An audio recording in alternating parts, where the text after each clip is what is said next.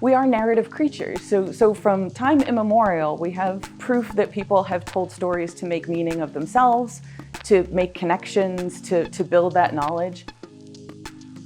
So part of what I do is remind students that they themselves are storytellers and they are products of stories, and that they bring those into the classroom, and it's, I think, an honor for all of us to be able to share those and to hear other people's stories.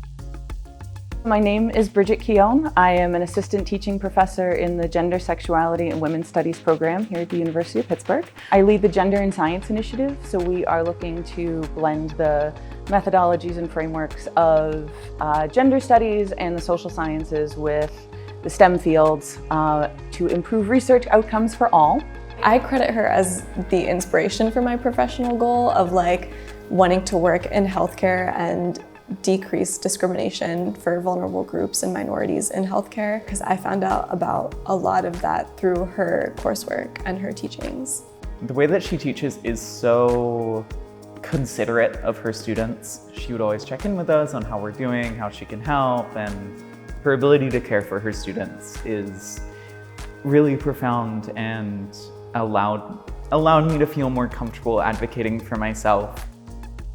As much as we would like to think that this classroom is a bubble, that's not how it works. And we bring everything from the bad dream we had last night to what we saw on the news to everything to our classroom with us. So for me, teaching is about making those human connections, but also doing it in a way that gets people excited and gets people thinking long after you've had an interaction with them, that I find really, really rewarding. The vibe in her classroom was just very relaxed. It was low pressure. It was never a class that I was like, oh, I don't feel like going today. It was always like, okay, I'm excited to go to this class. I'm excited to talk in this class, to talk to other people.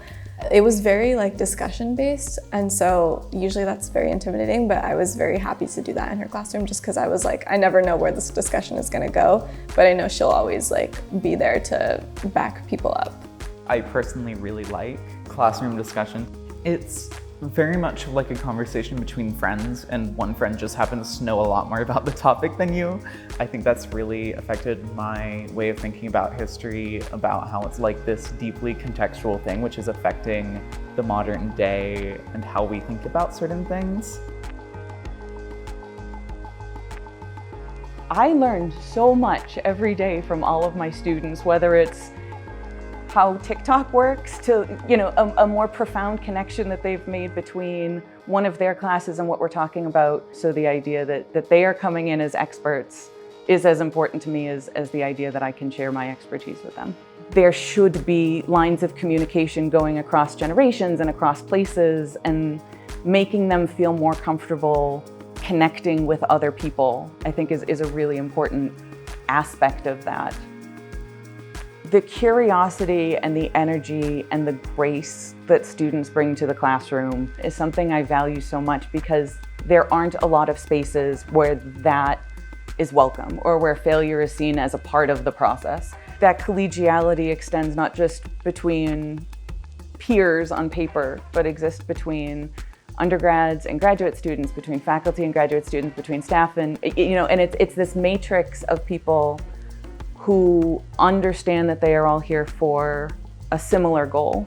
That makes for a really inspiring place to be.